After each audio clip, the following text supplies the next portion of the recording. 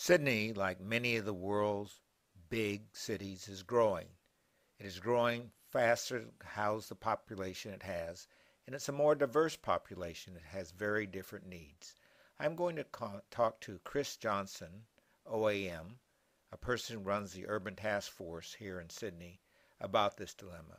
Chris was a former government architect and knows a lot about these issues. First, Chris, what does your organization do? Well, Ed, we represent the development industry, the financiers, the builders, the people who take risk to get new buildings up. Essentially, we're the ones that sort out future population growth in Australia, and particularly in Sydney and New South Wales. So if our population, as it's done in the last year in New South Wales, goes up by 100,000 people, in fact it was 110,000. 110,000 people? 110,000 extra people last year in New South Wales. But they're not in my backyard. No, they're certainly not in your backyard, but they've got to go somewhere. That's right. And our members have to balance this out because, mind you, we often get blamed for bringing these people in. It's not that we bring them in through natural birth rate over deaths and through immigration policies. New South Wales gets this number. Nearly 80% end up in Sydney.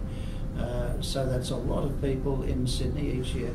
The Department of Planning has estimated we need 33,200 new homes, apartments, houses each year. But now, if we have a deficit, is that going to reduce that deficit of housing if we do 32,000, or is that mainly staying right where we are? Well, you need even more. The problem is last financial year, we produced 22,000. We need 33, so we're down by 11,000 last year. Now you're right, there's a deficit therefore that is carrying through into... It's like paying off my credit card bill. Absolutely. I pay $20 and I seem to always owe $100. Yeah. So because of the very thing you mentioned, the NIMBY issue that people are worried about where new housing gets built, it's getting harder and harder for my members, the people wanting to build and develop for the marketplace. But aren't your people just answering a demand like a chemist? Yeah. People come in, they want the chemicals from his shop. Sure. They're not creating this demand. They're not, but the public, I think, perceives that they almost are, which is a crazy sort of situation that has occurred. So what the development industry is doing is trying to resolve the demand that's happening through other forces, external from them. They're trying to assess the marketplace as to where and what type of facilities people want to live and work in. Now the reality is that our members, if they're going to build, let's say, a 20-storey block of apartments or 6-storey block of apartments, they will not even begin building it unless they've sold about 70% of them. So someone has to say, yep, we want to buy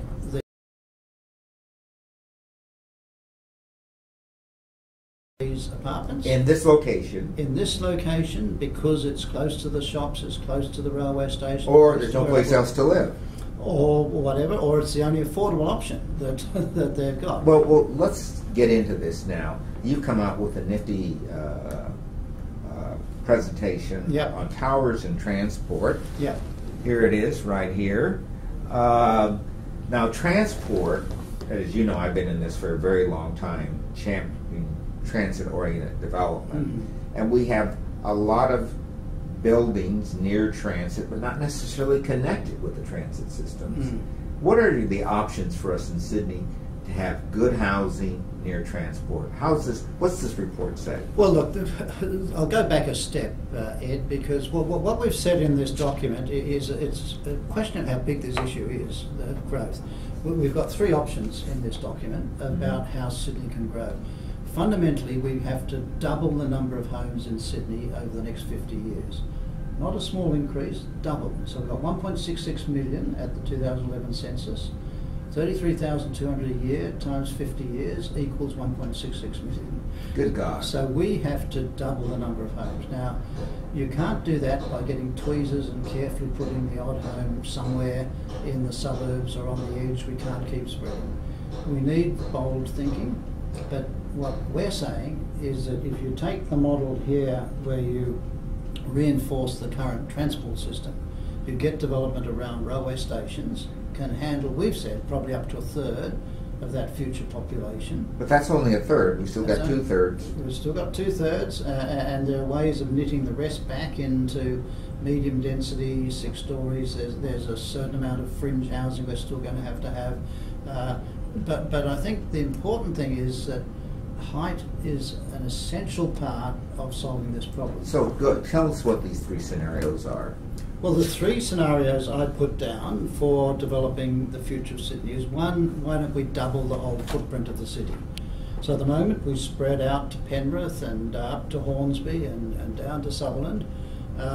Everyone's got a bit of a feeling as to how big that is. If we doubled it, would this solve it? Because we've got to double something. Double it, we'd be on the other side of Newcastle. Well, you'd be going across the mountains. Well, over the Blue Mountains National Park. It's impossible. It's impossible because we're constrained by the rivers, the national parks, the mountains. The second option I presented was, why don't we double every street? Every street in Sydney would take. Well, not mine. Well, sorry. Okay. If everyone right, said, I'll take my part. If everyone said, let's keep the definition of the edge of the city where it is, and we'll double everywhere. So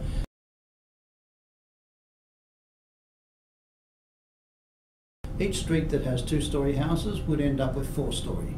Or maybe the way you do it is a couple of 6-storey apartments down the main street of a suburban area might do it. Now, my feeling is that most people in Sydney will not want this.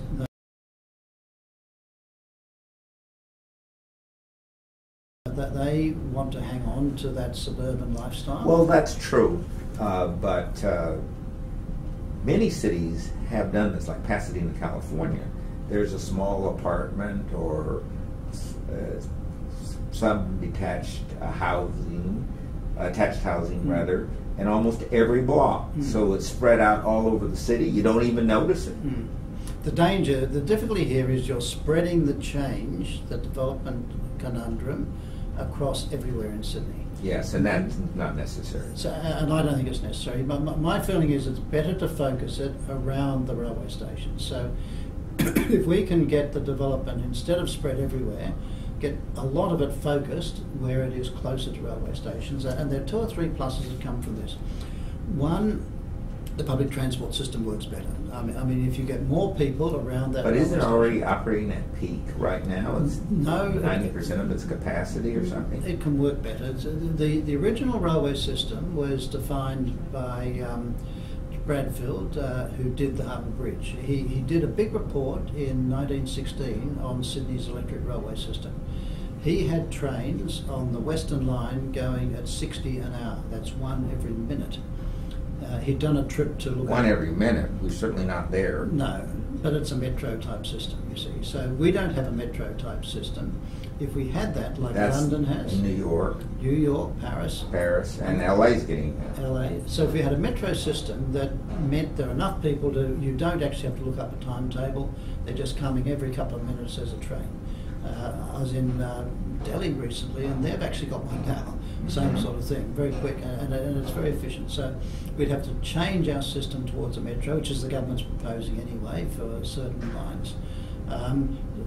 So that could mean the density works better. But the other thing is that if we get jobs as well as people living in these centres, we can stop this. Like Parramatta. Yeah, like Parramatta, like Chatswood, like Hurstville, like Liverpool. I mean, if people can have work closer to where they live, this cuts down the enormous car travel and gets a better sort of way of the city working. And I think that's the third one. I think that is a really positive issue. Is quite a lot of people now have changed their approach to living. Instead of having in their suburban house more and more consumables, boats, cars, front garden, back garden, swimming pool, baseball, everything you can think of.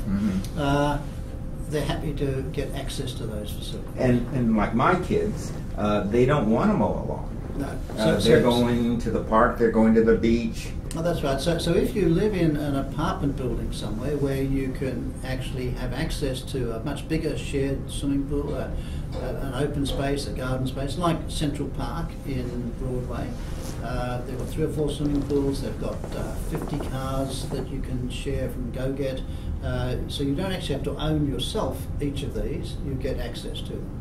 Now I think there's a shift happening in mindset, particularly of younger people and retirees, thinking in a new way, and that frees up some of their capital, and it helps the city move into a new mode. So my thesis is that Sydney is going to move into 2 types of living. There's suburban living, where everyone's got their own little castle, their own house, everything they want, and urban living, where you are more out in the neighbourhood, getting cups of coffee, food, things like that. That scenario, though, is a difficult one in 2 respects. First of all, many young people want to continue to live in the urban areas even after they have children. So that means we could have a lot of aging suburbs, and our healthcare systems, our shops and things are increasingly in these denser areas. It's hard to get a loaf of bread in some neighborhoods. That's right. And the farther they are out, the more they're dependent on a supply chain. So that second scenario, the preference is going to be for the inner ring. These places, and it's happening in the United States already, are subject to kind of dying in place. But I think there's a way to handle this. And how do we get the suburbs and the cities? Well, what we've done in this document, and you can see it on this plan, is there are a series of little dots representing centres at a different hierarchy. There's a little key showing that the global city, the regional city, down to the neighbourhood village centre. Now each of these can have a different hierarchy in terms of density. Each of them relates to public transport nodes. When you look at the map, they're actually sprinkled fairly well across the whole metro area. So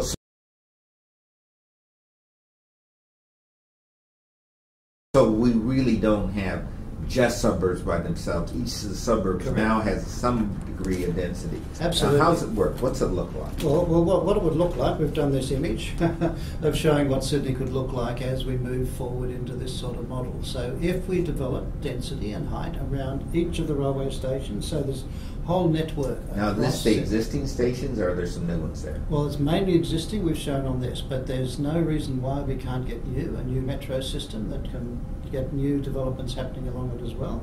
We've also shown places like light rail heading down to the La Perouse Peninsula, for instance, can then develop quite a lot of new development, and some of the new proposals for light rail out of Parramatta equally can develop new development. So the clue here, I think, is like a necklace, a pearl necklace, a series of centres that have got bustle, activity, density, height, jobs that connect into the public transport system, but walk 500, 800 metres away from there and you're back into a typical suburban area. So the benefit to the people living in the suburban area is it's not too far for them to go to one of these centres. And some of them are going to work in those centres. Well, if they're clever, they would prefer and to shop work in those centres and so on, and that puts less strain on that transport system. That's right. Because most trips are short trips. That's right. So what we're leading to here is a multi-centred city. So instead of just having one centre of Sydney as the major CBD driver, everything feeding into that, we're becoming a multi-centred city where around each of those centres a lifestyle occurs and people can get access to facilities. Schools will be in that area. We've got universities spread around across the metropolitan area, particularly Western Sydney, which is a really important part, I think, of driving growth and development in the West. Yeah, that's really a good point. The University of Western Sydney is now going to be in downtown Parramatta. Yeah. I think they should have been there in the beginning, but that's a different story.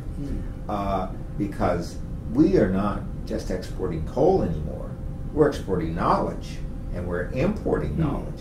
So one of the big trade items in the world is information.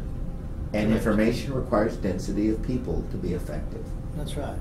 And universities are the builders of that information. But I think there's an even more important issue now. I think about where universities are located, because people want to work in an area that's got a good, bustling, cosmopolitan feel. They don't want a dead, quiet sort of place that doesn't have character. Now, what universities bring 24/7, students evening, night time, is a bustle of activity with people out there wanting to have cups of coffee, going to the bar at night time, and it brings a lifestyle that makes the city feel good. And if that means people can then work there, live there, it adds another dimension to it. So I think to lose the energy of universities by putting them out of the centres is a real loss. They need to be energized. So what else would be in these centres? You've got universities in them. Well, I think it'd be great to have universities. Obviously, we need jobs. And in this publication, we showed a number of examples of the types of buildings that could occur. And here, for instance, is some work by Leighton at Parramatta showing proposals that they've done, and a number of these are under construction, or this one's finished. The Lloyd's building right next to Parramatta Railway Station is for jobs. And to get jobs close to stations is a critical issue, and so some of our members are driving this sort of issue. Here is in fact the building that will be the University of Western Sydney's building, also right next to the railway station. In fact, we've listed here how many floors and how far from the railway station. So we've got 100 metres to the railway station at Parramatta and 19 floors. So in our opinion, and there are others in North Sydney, another building they're doing in North Sydney, office building close to where people, to the railway station. So the message I'm trying to get across here is let's use our railway stations to generate good quality development, a mixed-use approach, so we've got jobs and we've got people living in these locations. All right, so you've got jobs, you've got education, and you have people living there. Yep. Give me some idea of how big these places are going to be, and what's going to create this buzz other than the university? Because we've been to cities like New York where you have that buzz, and other cities around Toronto and so on. How do we get it here? Well, my belief is the first step is to get more people living in the city.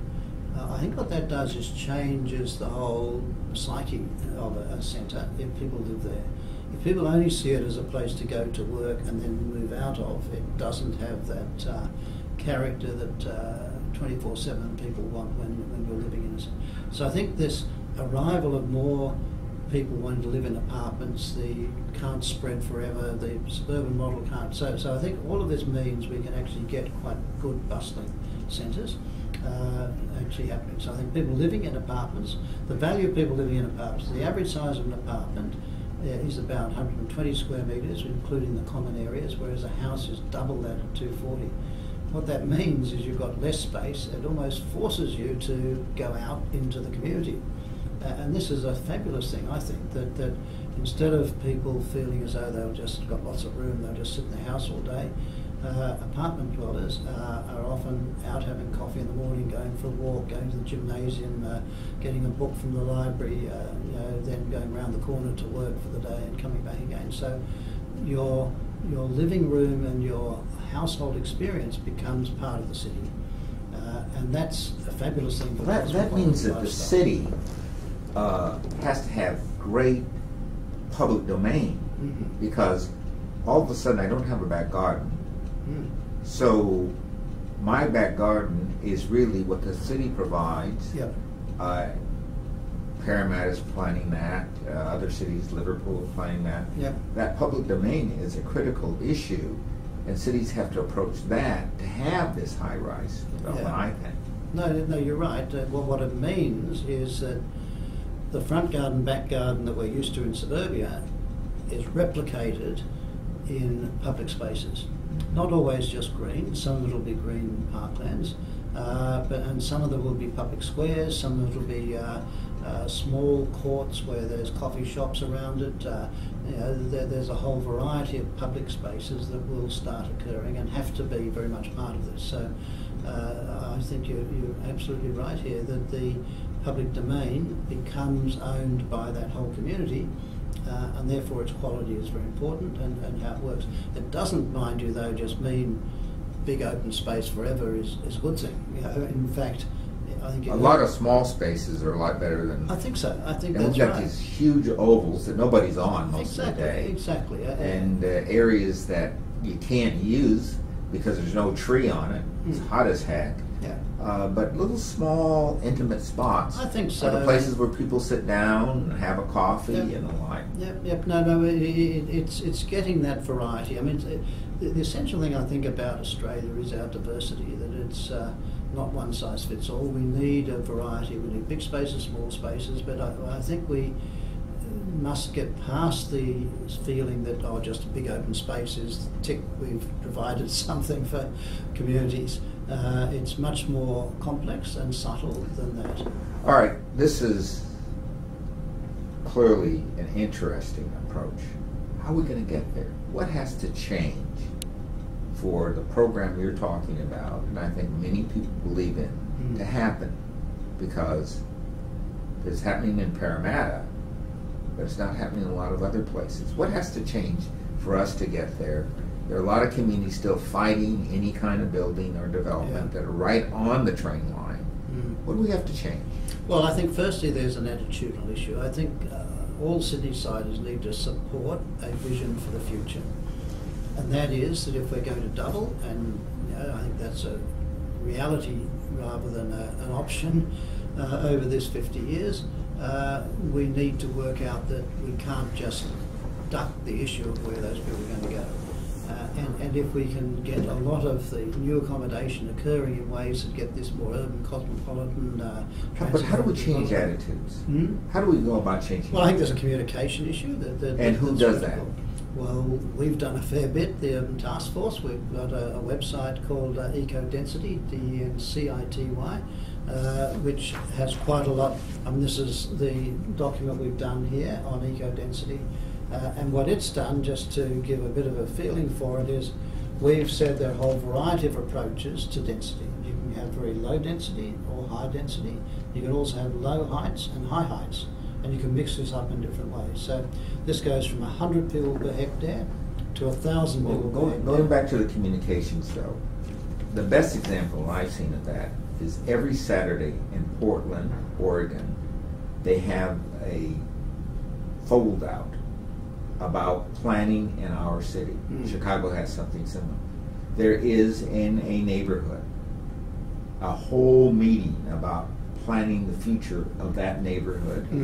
And the city's there, other people are there talking about the things you're talking about. Where will we put density in our neighborhood? Where will we put schools in our neighborhood? How can we work together to achieve this dream? So it's not a passive thing. No. Portland Metro runs this every single Saturday except holidays. Look, I think the more of that sort of thing, the better. There is a danger, though, and that is that you're only capturing a relatively small part of the community. But every neighborhood. And well, if that can be spread across... This is every single neighborhood. Yep. I think there are a range of options through schools and at that level, through broader communication. I mean, now we've got online communication, websites and things like that. There's a lot of things that we can do. Show. And what? And a great TV show. Well, great TV shows are the perfect example to get little issues like this one we're talking about right now up on TV and out there so people can get information is exactly what's needed. So what else needs to change? So firstly is information, the broader community needs to be a part of. Secondly is leadership. I think there needs to be better civic leadership from both state government and local councils to not just take the populist position, which is generally against change, but to take a leadership role to support the pluses that future development can give, and to make sure that the items we mentioned before about the public domain, the quality of it, are in the mix so that this all actually is part of it. And of course related to it also is make sure that schools, hospitals, all the other facilities part of the city. Well, that means that we need to join up some of these agencies, transport and so forth, so they work together, because the local government can't run the transport system or address the streets, and it has trouble with a lot of the public domain because underground and things like this is run by somebody else. So I think that's another thing. There's a big governance issue. The government has talked about setting up a Greater Sydney Commission, and in our vision of it, it would be a strong body that would take on board the big scale issues to drive these outcomes and do the communication and the vision for Sydney. Now, whether it ends up that way or not is going to depend on how the government staffs it, what role it gives it. Okay. That. One last thing. What is the silver bullet here? We've got communication, we have leadership, we have a commission or something. What's going to really get us moving? Is there something that you think that will drive this? Look, my personal opinion is that it's a governance issue. I think that as you go from a small community, they are generally less keen about change, and as you move up the hierarchy, people are more understanding that we need change and we've got to get public transport to work and freight and bigger things like this. So the debate needs to, as well as being at the local level, be escalated up to bigger scale thinking. I think that's a governance issue, because if you leave the whole process to a series in Sydney of 41, 43 separate councils, it's going to be very hard to get the city to work in a good way. So I put a lot of my hope as a silver bullet into this Greater Sydney Commission.